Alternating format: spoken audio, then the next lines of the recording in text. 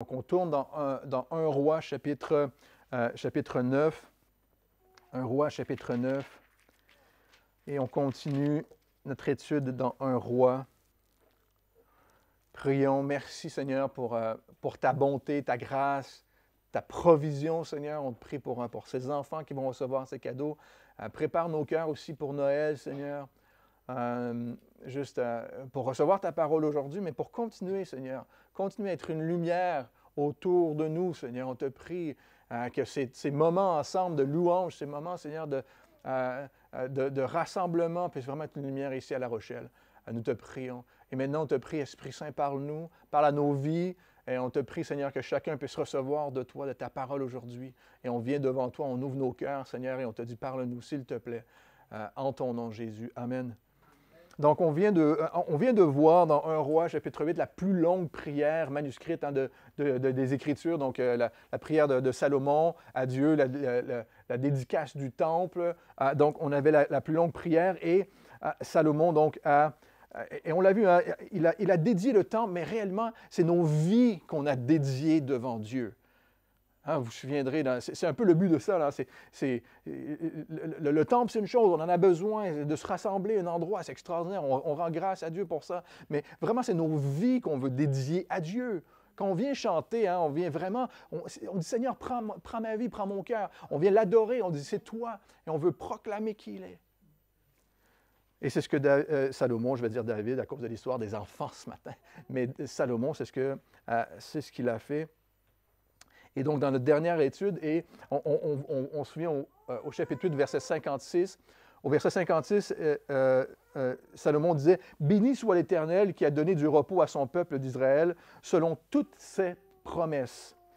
De toutes les bonnes paroles qu'il avait prononcées par Moïse, son serviteur, aucune n'est restée sans effet. » La parole de Dieu ne faillit jamais. Les promesses, les prophéties, ce qu'il dit s'accomplit, mais aussi ce qu'il dit pour nos vies s'accomplit. Et Dieu a un plan de bonheur pour toi. Et ça, on le sait. Donc, ce qu'il accomplit lorsqu'on dédie nos vies au Seigneur, sa parole pour ta vie, dans ta vie, sa parole, elle est écrite, on le sait, on connaît ce que Dieu veut pour nos vies. Elle s'accomplit. Ensuite, hein, dans 2 Chroniques, chapitre 7, je vous l'ai dit, hein, si vous avez le temps dans vos lectures, relisez aussi 2 Chroniques, c'est les passages parallèles. Et ici, 2 Chroniques, chapitre 7, verset 1, c'est le passage parallèle à 1 Roi, chapitre 9. Et on a déjà vu, hein, que lorsque Salomon eut achevé de prier, le feu du ciel descendit. Vous vous souvenez, c'est comme ce qui s'est passé avec Gédéon. Lorsque Gédéon a fait un sacrifice, vous vous souvenez, quand on était dans le juge, hein, le feu du ciel est descendu, l'Éternel a consumé l'offrande qui était donnée. Donc ici, lorsque Salomon a achevé de prier, le feu du ciel descendit et consomma l'holocauste et les sacrifices, et la gloire de l'Éternel remplit la maison. Et à ce moment ici, à ce moment où la gloire remplit, et Salomon finit de prier, on a vu qu'ils ont célébré pendant 7 jours, ce qui était la coutume des tabernacles, mais ils ont continué 7 jours de plus. C'est comme si à Noël, on faisait un repas en commun, il y avait du poulet extraordinaire, là, et puis qu'on continuait 2 jours de plus. On sait que ça serait un fardeau pour ceux qui aiment cuisiner, mais c'est comme ça, on célèbre, on continue, hein? On continue de célébrer. Donc, ils ont continué. Et ici, le Seigneur va apparaître une seconde fois. Vous vous souviendrez, le Seigneur a apparu à Salomon déjà une première fois, pour lui dire, si tu marches, si tu obéis à mes commandements, si tu obéis à ma parole, je bénirai. Et il apparaît ici encore une deuxième fois à Salomon pour lui rappeler de marcher simplement selon sa parole, en obéissant. Ce n'est pas ma foi, je fais ce que je veux tout seul, je marche, et puis je navigue comme ça, comme je veux. Non, non, selon la parole de Dieu. Mais à partir de ce moment, on va voir Salomon et la nation d'Israël s'éloigner de Dieu. C'est la tristesse ici. À ce moment-ci, c'est que Salomon va s'éloigner de Dieu.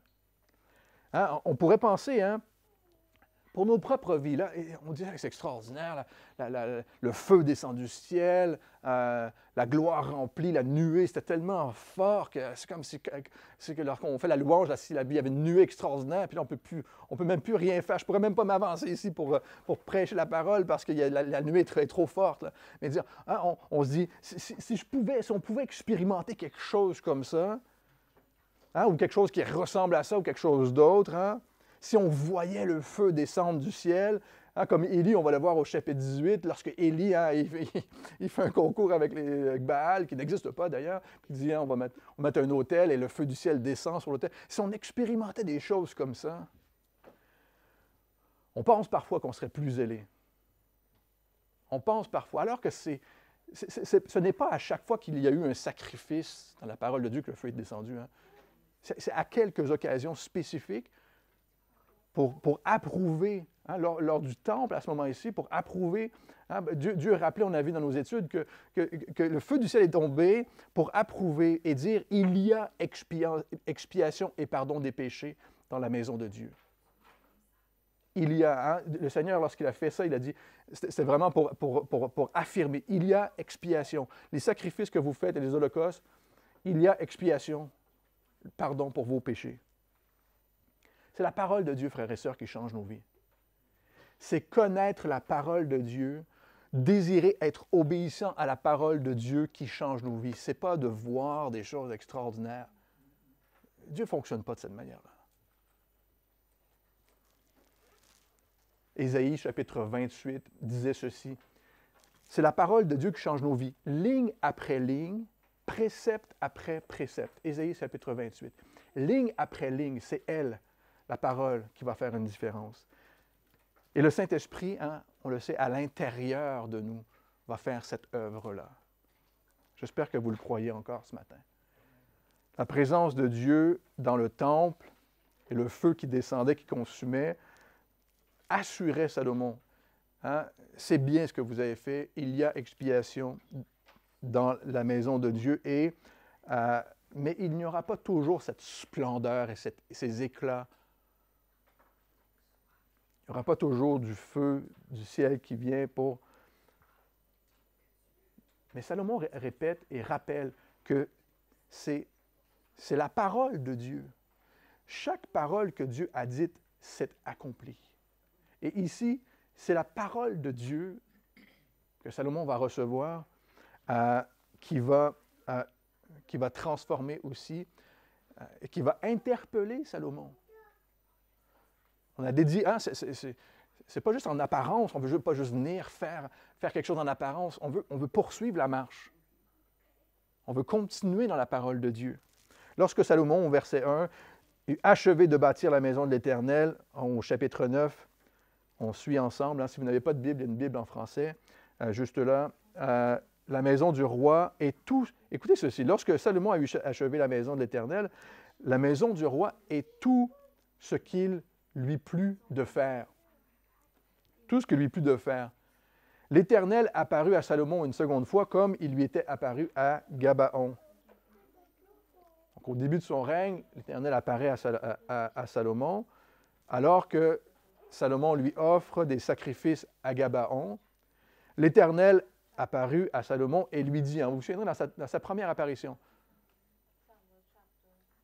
Vous avez une conversation en parallèle, là. Je trouve ça... donc, lorsque la première fois que Salomon a apparu lorsque le Seigneur a apparu à Salomon, il lui a dit, demande-moi, vous vous souvenez, demande-moi ce que tu veux.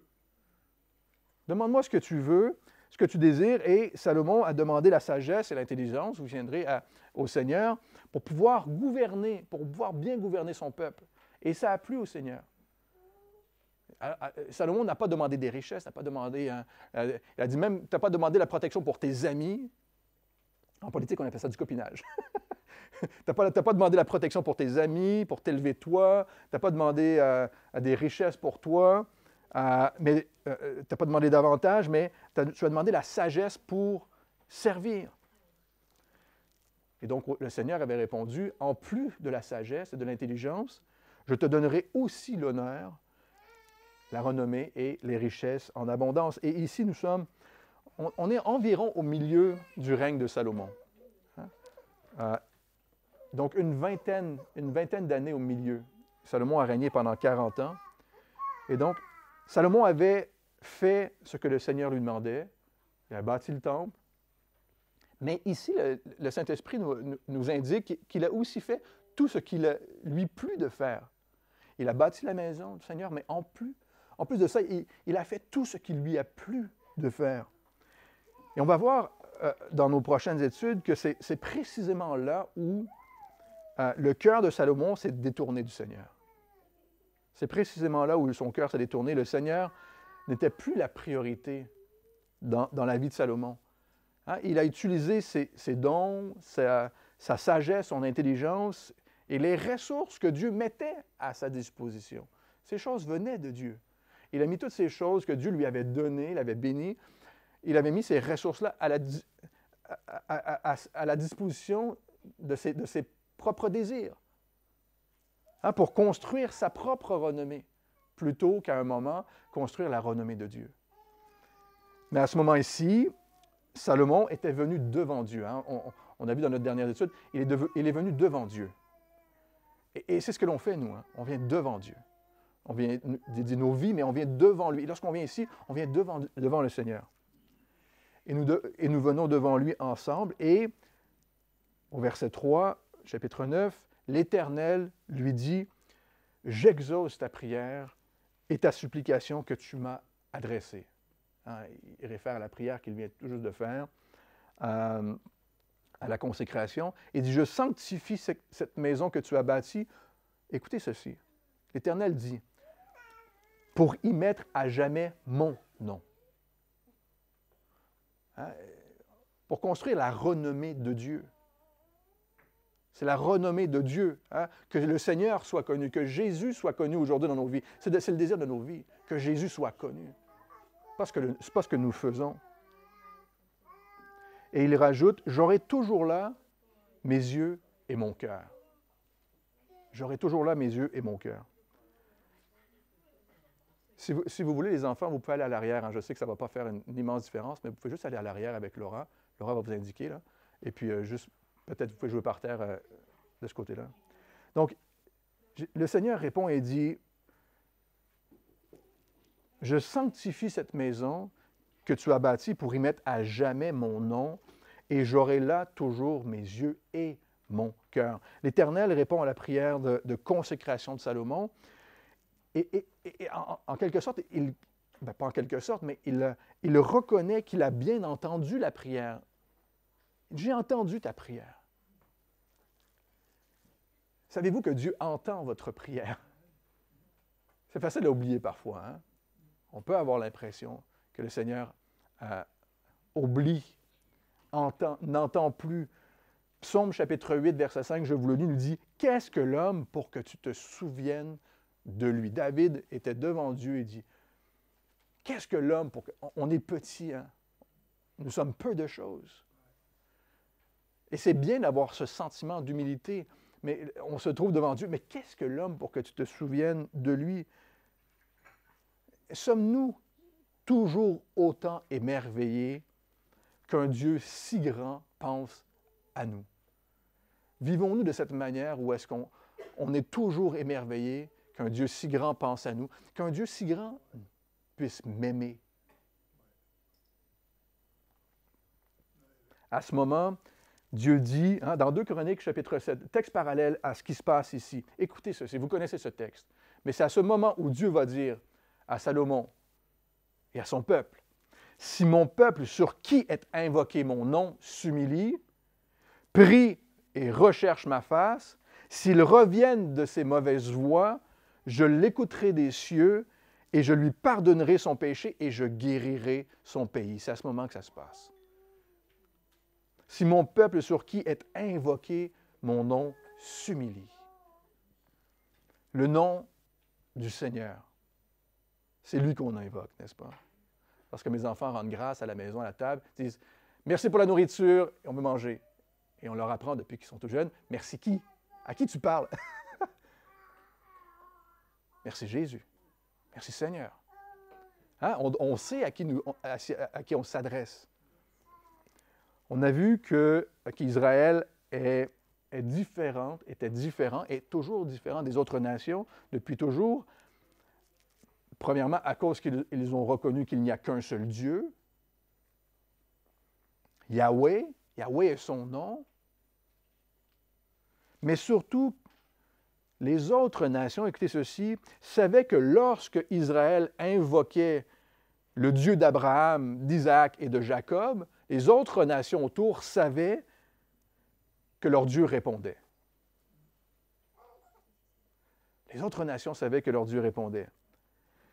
Vous vous souvenez que Jacob a reçu le nom d'Israël parce qu'il a combattu avec Dieu. Genèse chapitre 32 nous raconte ce passage où Jacob intercédait, combattu, il a intercédé, vous vous souviendrez, il était devant Dieu, un ange lui est apparu, l'ange de l'Éternel, et il a combattu avec lui, il dit « Je ne te laisserai pas partir tant que tu ne m'as pas béni, Seigneur. » Il a combattu avec Dieu. Et à ce moment, Dieu a changé son nom, Jacob est devenu Israël, parce qu'il a intercédé avec Dieu. Dieu décide de changer le nom de Jacob, le patriarche, pour Israël, environ 350 ans avant Josué, après que Jacob eut combattu avec Dieu en prière. Et parce qu'il a vaincu, il n'a pas abandonné. Nous dit Dieu, et à ce moment, depuis ce moment, le peuple devient les enfants d'Israël. Les enfants d'Israël. Vous voyez hein, quelle est la réputation, quelle est la raison de donner ce nom au peuple de Dieu, être des enfants d'Israël. Le peuple de Dieu avait gagné cette réputation assez redoutable hein, aux yeux des autres peuples, des autres nations qui les entouraient. Ils étaient reconnus pour servir un Dieu qui intervient lorsqu'on l'invoque. Frères et sœurs, encore aujourd'hui, notre secours nous vient de l'Éternel. Notre Dieu entend nos prières. Notre Dieu répond lorsqu'on l'invoque. J'espère que vous en êtes convaincus aujourd'hui. Tournez avec moi dans Actes, chapitre 4. J'avais un verre d'eau qui a disparu. Aucune idée de ce que j'ai fait avec mon verre d'eau. Actes chapitre 4, verset 12. Écoutez ceci. Actes chapitre 4, verset 12 qui dit « Sachez-le tous, merci, et que tout le peuple d'Israël le sache. C'est par le nom de Jésus, et au verset 12, il n'y a de salut en aucun autre nom, car il n'y a sous le soleil aucun autre nom qui ait été donné parmi les hommes pour lequel nous devions, ou par lequel nous devions être sauvés. » J'espère que vous le croyez ce matin. Il n'y a aucun autre nom que celui de Jésus et Jésus-Christ seulement par lequel nous pouvons être sauvés. Jésus dit lui-même dans Marc chapitre 11, « N'est-il pas écrit, ma maison sera appelée une maison de prière pour toutes les nations, pour tous ceux et celles qui viennent auprès de Dieu et demandent le salut au nom de Jésus-Christ, pour toutes les nations. Il n'y a qu'un seul Dieu. Et ce seul Dieu, au nom de Jésus-Christ, répond à ta prière lorsque tu l'invoques. Et surtout, pardonne tes péchés lorsque tu l'invoques. Surtout, te donne le salut, la vie éternelle lorsque tu invoques son nom, Jésus-Christ. Il n'y a aucun autre nom sous le soleil qui a été donné. Lorsqu'on invoque le nom du Seigneur, il écoute et il intervient. J'espère que c'est un message d'encouragement pour vous ce matin. La réponse de Dieu, j'aime bien dire, la réponse de Dieu est dans les mains de Dieu, par contre. On aimerait bien lui dicter la réponse souvent. On aimerait bien lui dire, Seigneur, je t'ai demandé ceci, mais tu m'as donné autre chose. Je t'ai demandé à ce moment-là et tu as attendu. Mais la réponse de Dieu est dans la main de Dieu. Ce qui est extraordinaire est que la grâce de Dieu démontre à chaque fois qu'Israël revient à Dieu et se repent, sincèrement, il répond. À chaque fois qu'Israël, dans son histoire, est revenu à Dieu, a demandé pardon, Dieu a exaucé, à chaque fois. À chaque fois qu'un homme ou une femme est venu dans l'histoire de l'humanité, est venu à Jésus et a demandé pardon pour ses péchés et a reconnu qu'il est le Fils de Dieu, qu'il a donné sa vie en rançon pour nos péchés, qu'il est ressuscité des morts le troisième jour, à chaque fois que quelqu'un a confessé ça, a reçu le pardon pour ses péchés et la vie éternelle. Salomon a demandé ceci dans sa prière. « Que tes yeux soit sur cette maison. Et le Seigneur a répondu, non seulement mes yeux, mais mon cœur. Non seulement mes yeux, mais aussi mon cœur. On a un Dieu qui partage son cœur, frères et sœurs. On connaît les intentions, l'amour de Dieu, son cœur pour chacun et chacune. Non seulement il nous écoute, c'est un Dieu qui répond, mais c'est un Dieu qui nous aime. Mon cœur sera sur cette maison. Nous sommes le temple du Saint-Esprit. Vous êtes la maison de Dieu. Le cœur de Dieu est sur vous. Ses yeux, c'est un peu... Si on pensait qu'on n'a que les yeux de Dieu sur nous, c'est un peu... des fois, on se dit, ah! C'est un peu intimidant, non? Mais lorsque tu sais que le cœur de Dieu est sur toi, son cœur est sur toi. Nous pouvons non seulement chercher le regard de Dieu, mais nous pouvons chercher son cœur, son amour, expérimenter son amour, sa présence dans chacune de nos vies. J'espère que vous le croyez ce matin. Et voici la promesse de Dieu au verset 4, on avance.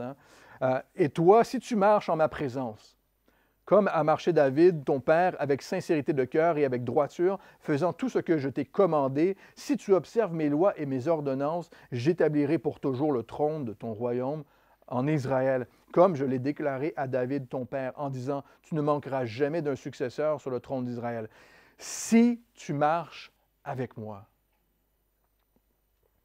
Tant et aussi longtemps que tu cherches la face de Dieu, que nous le consultons, nous aurons sa direction et il nous donnera la victoire. Si tu marches en ma présence. Au chapitre 8, Salomon a formulé ceci.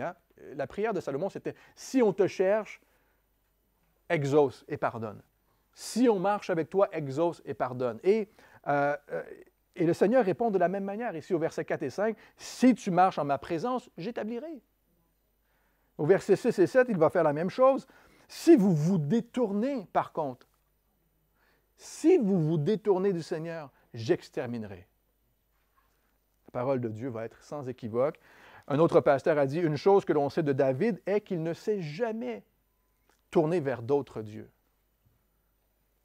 Il a péché envers Dieu, mais il s'est repenti. » Le roi David ne s'est jamais tourné vers d'autres dieux. Il a demandé pardon, il s'est mis en règle avec Dieu, et il est constamment revenu à Dieu, mais jamais il n'a changé de Dieu. Alors que tristement, Salomon, lui, va tomber dans ce piège de changer. On va le voir dans nos prochaines études, de changer de Dieu. Au verset 6, « Mais si vous vous détournez de moi, vous et vos fils, si vous n'observez pas mes commandements et mes lois que je vous ai prescrites, et si vous allez servir d'autres dieux et vous vous prosternez devant eux, j'exterminerai Israël du pays que je lui ai donné. Je rejetterai loin de moi la maison que j'ai consacrée à mon nom. » C'est sérieux ce que Dieu est en train de dire. Et Israël sera un sujet de sarcasme et de raillerie parmi tous les peuples. Israël, comme Salomon, va se détourner de Dieu, va tomber dans l'idolâtrie, va vouloir construire sa renommée plus que celle de Dieu. Et ils vont se tourner inévitablement vers de faux dieux. Ils vont faire rentrer, encore une fois, l'idolâtrie en Israël. La promesse de Dieu est conditionnelle. L'amour de Dieu est inconditionnel. Son cœur restera à jamais sur cette maison. Sa promesse, elle est conditionnelle. La bénédiction de Dieu, on le dit, on a un Dieu tendre et doux. Il ne te force pas la main. C'est la beauté de la grâce. Une relation d'amour, ça fonctionne dans les deux sens, n'est-ce pas? Tu ne maries pas quelqu'un qui t'aime toi, mais qui toi, tu ne l'aimes pas. En tous les cas. Idéalement. Et c'est ce qui se passe avec Dieu. Notre cœur, il veut qu'on ait un cœur dédié à lui et son cœur est dédié envers nous. Mais sa promesse est conditionnelle ici. Si tu m'obéis, si tu me suis, alors il y aura toujours quelqu'un de ta famille sur le trône. Mais si toi ou tes enfants m'abandonnez, c'est un choix aussi pour nos enfants, c'est un choix pour vous les plus jeunes. C'est votre décision, c'est votre choix de donner votre cœur au Seigneur Jésus. Mais si toi et vos enfants m'abandonnez, Israël sera chassé du pays. Vous comprenez l'importance de Dieu d'une relation personnelle avec nous? Dieu est prêt à détruire le temple. Il est prêt à détruire, il l'a fait, à détruire le temple pour démontrer qu'il se soucie premièrement d'une relation personnelle avec nous. L'obéissance est clé ici. Hein? Dans l'histoire du peuple d'Israël et dans l'histoire de l'Église, l'obéissance, c'est la clé avec Dieu. C'est primordial pour Dieu. Les sacrifices ne sont pas recevables si nos cœurs ne sont pas obéissants. Et puisqu'ils ont abandonné l'Éternel, ou ils abandonneront, et ils seront chassés du pays. Mais le Seigneur, vous savez, n'en avait pas terminé avec Israël, il n'en aura pas terminé avec Israël, et n'en a toujours pas terminé avec Israël, frères et sœurs. La parole de Dieu est claire. Le Seigneur va toujours rappeler Israël et Juda, hein, lorsque le royaume va se séparer après Salomon.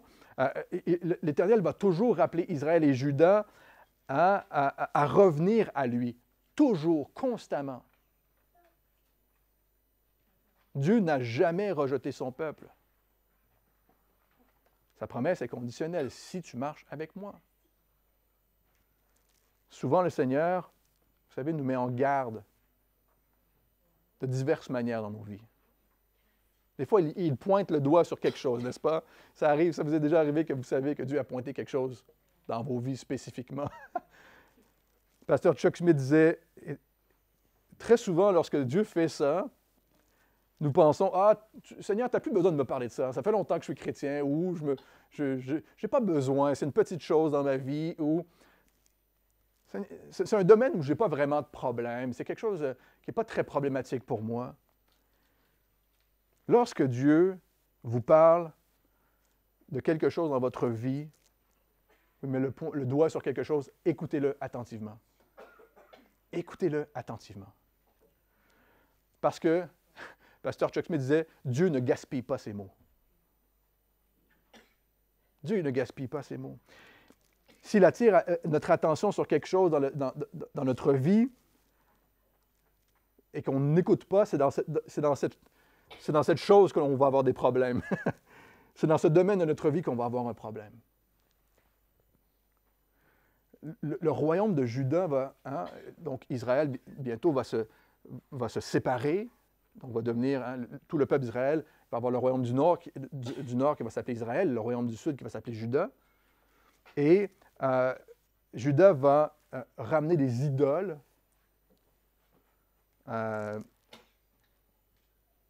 chez le peuple, dans le peuple, et c'est Juda qui va provoquer sa propre réprimande en faisant ça. Et on va voir, les Babyloniens vont détruire le pays, vont venir ramener l'esclavage dans le pays, ils vont détruire Jérusalem, ils vont dérober tous les objets du temple, ils vont détruire le temple, ils vont dérober les objets du temple, tout ce qui était dédié au temple et qui avait été dédié ici par le Seigneur. Et à ce moment-là, on l'a vu dans nos dernières études, Israël, au lieu d'être une lumière pour les nations, va devenir un sujet de raillerie. On va se moquer d'Israël, comme le Seigneur l'a dit. Les autres nations, Israël va devenir un sujet de ridicule, et jusqu'à aujourd'hui, hein, frères et sœurs.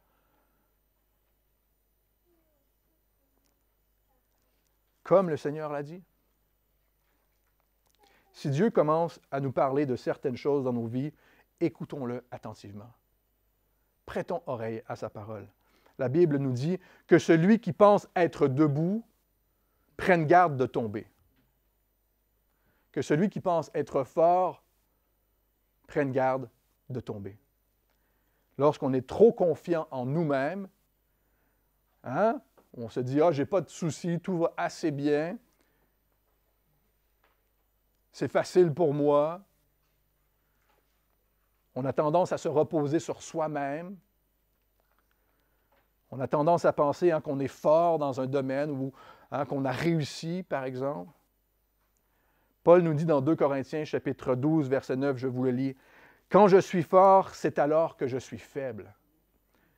Je me glorifierai bien plus de mes faiblesses, afin que la puissance du Christ repose sur moi. » On a besoin de Jésus. Si mon peuple sur qui est invoqué mon nom s'humilie, reconnaît son besoin, chasse l'arrogance, recherche le pardon plus que la puissance ou peu importe, je le pardonnerai, je guérirai son pays. Il n'y a rien de pire, frères et sœurs, que la fausse humilité. Rien de pire. Le Seigneur va même, à un certain point, blâmer plus Judas. On voit ça plus tard avec Jérémie, le prophète Jérémie. Dieu va blâmer même plus Judas que Israël pour sa fausseté, parce qu'il prétend être meilleur qu'Israël. Hein? Les royaumes vont se battre, là. Mais il va blâmer même plus Judas pour sa fausse humilité. Alors qu'il va blâmer Judas plus qu'Israël dans sa rébellion, parce qu'Israël était parti rebelle. Mais il dit, parce que tu es faussement humble, tu es pire qu'Israël qui est rebelle. Un commentaire disait, il semble que depuis le retour de la captivité babylonienne, et on va le voir plus tard avec Daniel, donc les royaumes vont se séparer, l'idolâtrie va revenir, et après ça, le Seigneur va libérer à nouveau.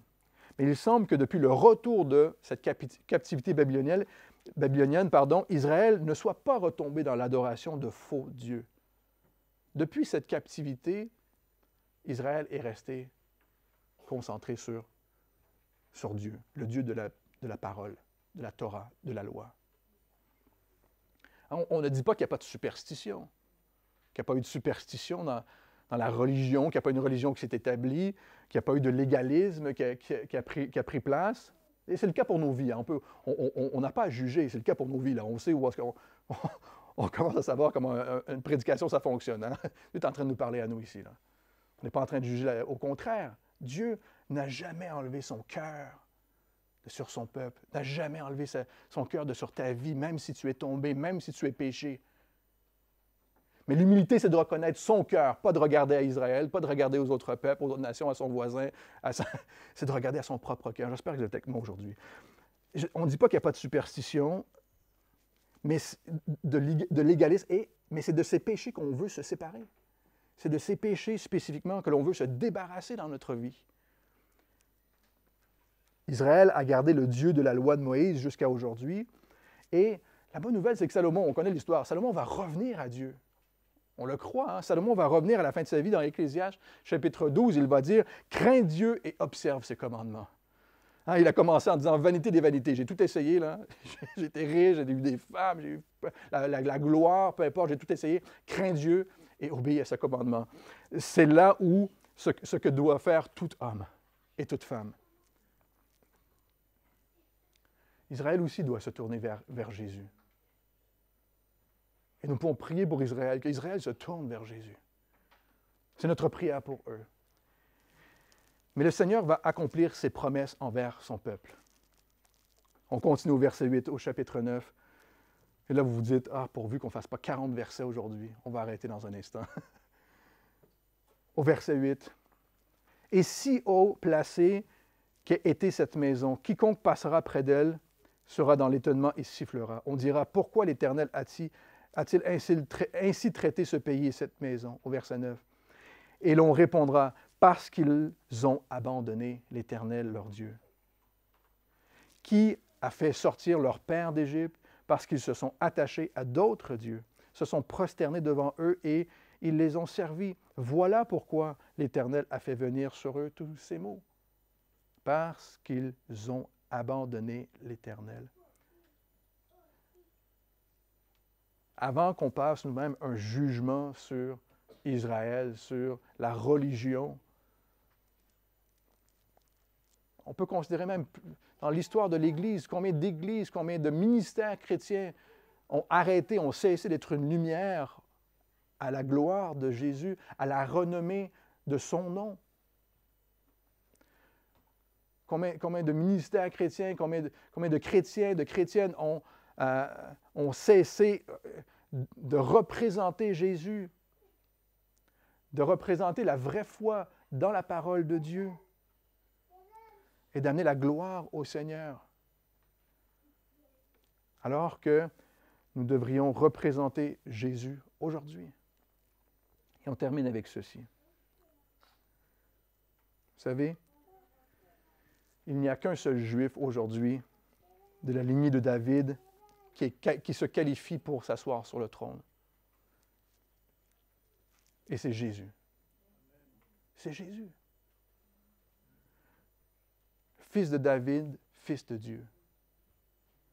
Même selon la généalogie. Un jour, Jésus va régner depuis le trône de David en Israël. Habakkuk chapitre 2 nous dit, « La terre sera remplie de la connaissance de la gloire de l'Éternel. » Et nous attendons le règne de notre Sauveur et Seigneur Jésus. Salomon a demandé que tes yeux soient sur cette maison. Et le Seigneur a répondu, non seulement mes yeux, je te vois, mais je t'aime. Je ne t'abandonnerai jamais. Il a dit ça à Israël. Il nous le dit à nous aujourd'hui, qui avons mis notre foi dans son nom.